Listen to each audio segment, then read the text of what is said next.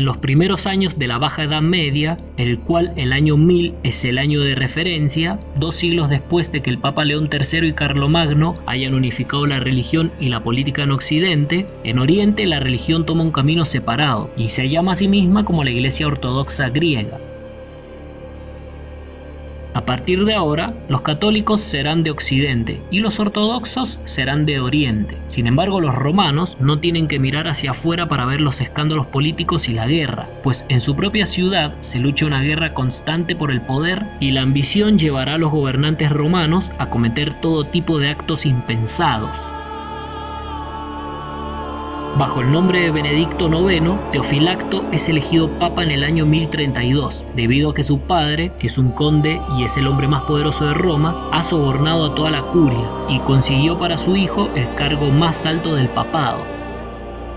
Benedicto IX es un papa muy joven, pero es el indicado de la poderosa familia de los Teofilacto, la cual ejerce un gran poder en la ciudad de Roma. Y como dije antes, es el indicado para sentarse en el trono o en la cátedra de San Pedro, ya que su familia busca intereses económicos y nuevos territorios. Es una familia ambiciosa.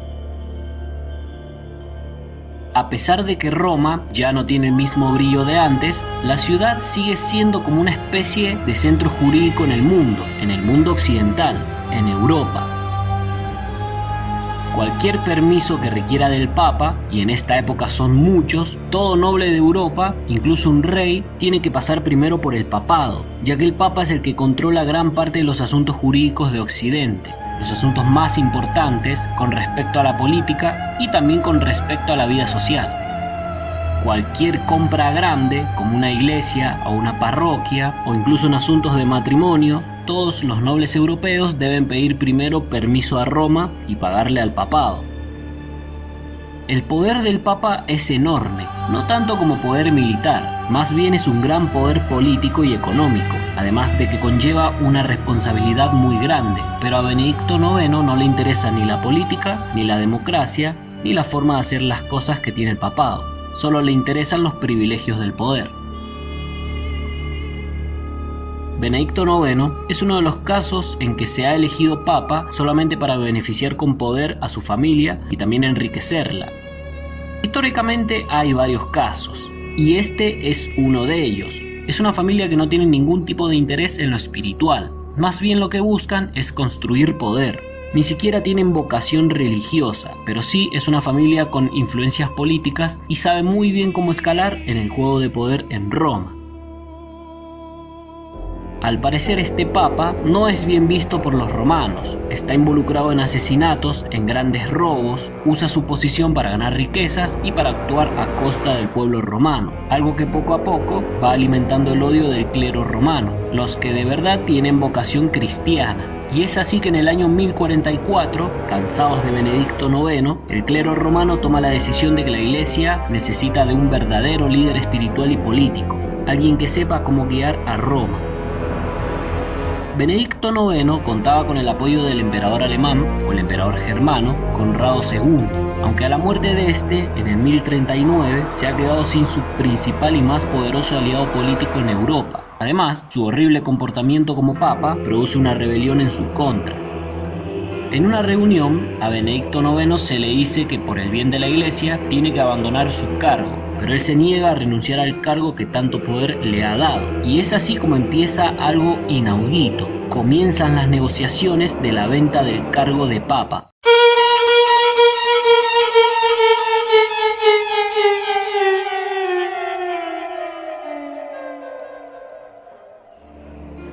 Algo sin precedentes en la historia y que va totalmente en contra de las normas comunes eclesiásticas. Tras una lucha y tras derrocar al corrupto Papa Benedicto IX, el capitán romano Gerardo di Sasso expulsa a Benedicto IX de Roma y es así como Giovanni dei Cresciani Ottaviani, que era el obispo de Sabinia, queda a cargo del pontificado bajo el nombre de Silvestre III.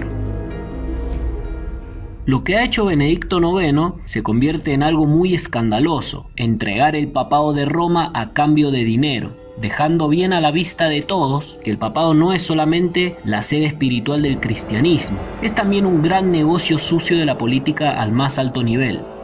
Deshacerse de Teofilacto no es nada fácil, pues es uno de los nobles más poderosos de Italia y su familia posee una gran cantidad de dinero, así también como de muchos soldados para combatir, soldados mercenarios. De hecho, él y su familia deciden que quieren recuperar el trono de Roma. En estos tiempos, si existen dos papas, es porque existen dos poderes o dos facciones enemigas, dos facciones que se disputan el poder en el estado papal o el estado pontificio. De hecho, ahora es como hay dos papas proclamados, y ambos se declaran ser los legítimos herederos de San Pedro. La situación política en Roma se complica, pero la familia Teofilacto es mucho más rica y más poderosa que la de Silvestre III. Entonces, en mayo del 1045, Teofilacto vuelve a Roma y lo hace al mando de su ejército privado, con el cual consigue derrocar a Silvestre III para después convertirse nuevamente en el Papa de Roma. Increíblemente, aquel corrupto noble vuelve a ser papa. Con todos los hechos recientes, ha quedado claro que el trono de un papa de Roma es una mezcla entre el poder espiritual y el poder terrenal, pues a tan solo 6 meses después de haber aceptado el soborno de los cardenales de Roma para renunciar al papado debido a una gran corrupción, Benedicto IX se convierte en papa de nuevo. Ahora los papeles políticos se volvieron a modificar. Benedicto IX se encuentra en Roma gobernando y Silvestre III es el que está exiliado fuera de Roma, pero ambos siguen afirmando ser el verdadero papa, lo que significa que la lucha no ha terminado y la cosa no hace más que complicarse cada vez más, además de que la lealtad de los romanos está dividida entre los dos bandos. Un mes después del inicio del segundo periodo de Benedicto IX como papa, comete otro de sus tantos inesperados actos, uno que complica más las cosas, pues al parecer es un joven impetuoso y no tiene interés en seguir siendo papa, por lo que estando harto de la política eclesiástica, decide volver a vender el papado a aquel noble que le entregue la mayor cantidad de dinero.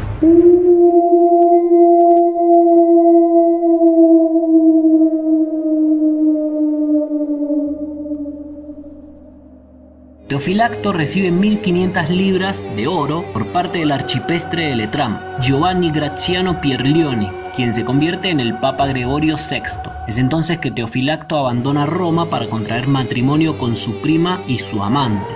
Otro escándalo más para un ex papa. Ocurre algo extraño. Resulta que el amante de Teofilacto no quiere casarse con él, y esto hace que él quiera volver a Roma para recuperar el papado por tercera vez. Lo cual hace que Roma ahora se encuentre dividida en 3 bandos poderosos: el del Papa Gregorio VI, el del exiliado Silvestre III y el de los Teofilacto. Nadie sabe qué pasa por la cabeza de este joven noble, pero pareciera como si intentara jugar a la política con el papado, una y otra vez, pues en el año 1046 marcha a Roma con su ejército para derrocar a Gregorio VI, aunque esta vez interviene el rey alemán Enrique III, quien ve claramente que la política en Roma está fuera de control, y viaja personalmente hasta la ciudad santa. Lo hace para organizar el concilio de Sutri, con el cual expulsa de Roma a Teofilacto durante los días finales del año. Sin embargo, Teofilacto no se rinde y ataca a la ciudad de Roma con su ejército de mercenarios privados. Las fuerzas mercenarias de las 3 facciones, la de Teofilacto, la de Silvestre III y la de Gregorio VI, empiezan a luchar en las propias calles de Roma para decidir quién será el que se quede con el papado. Finalmente el bando de Teofilacto es el que triunfa, debido a que el clero decide aceptarlo para evitar mayores derramamientos de sangre, y es así como en Roma, el 8 de noviembre del 1047, Benedicto IX vuelve a convertirse en papa. Es la tercera vez. Ya no es un secreto para nadie lo corrupta que se ha vuelto la iglesia de Roma y lo manchada que está con la política de los nobles más poderosos de Roma. Los fundamentos clásicos y espirituales del papado están destruidos. Una de las familias enemigas de los Teofilacto, los Crescencios, no aceptan su autoridad y lo desafían. El papa es acusado de haber convertido al palacio papal en un burdel. La guerra política estalla de nuevo, y tanto la gente como el clérigo se cansan de la corrupción de la iglesia, por lo que el papa Benedicto IX, en un acto que ya se espera de él, intenta volver a vender el papado al mejor postor.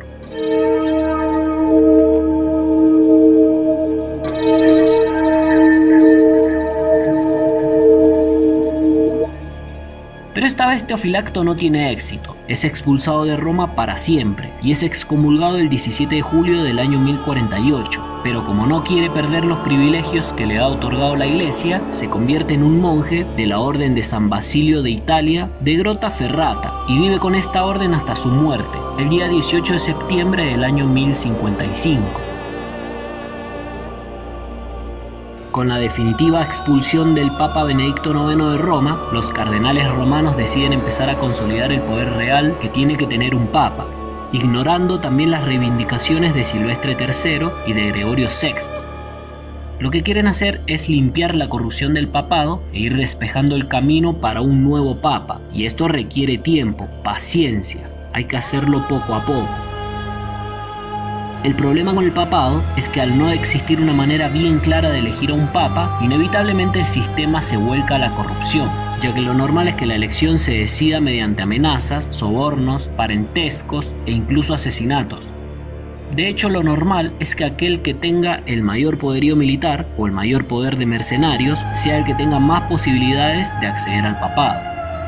El tema de elegir a un papa se ha vuelto algo muy oscuro y muy siniestro. Por ello es que los cardenales empiezan a planear cómo cambiar este rumbo, y a lo largo de los años intentarán ir buscando la manera de consolidar una serie de nuevas reglas para que las elecciones del papado no puedan ser fácilmente manipuladas por los más poderosos y los más corruptos.